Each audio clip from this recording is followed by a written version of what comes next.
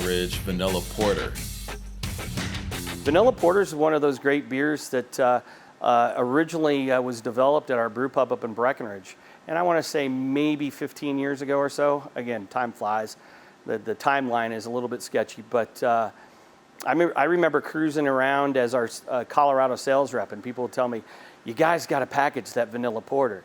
And I'd be like, "I don't know what you're talking about," because I was working out of the brewery out of Denver with distribution, and everywhere I'd go, you gotta package that beer. I'm like, "You're thinking of a different brewery."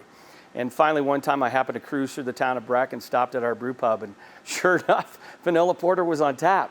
And tried it, and I like dark beers as it is. So I'm all about dark and malty.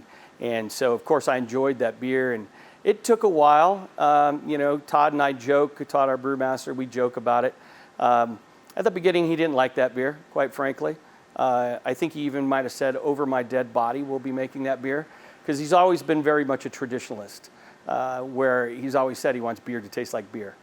And if you've had the Vanilla Porter, shoot, I think you could even argue that it almost tastes like a cream soda. But eventually he gave in, and we were going to do it as a seasonal beer, but it just took off, and so we just let it roll. And in spite of us, because of direction of like, the beer, maybe we don't want that to succeed, so we barely even made a tap handle for that beer.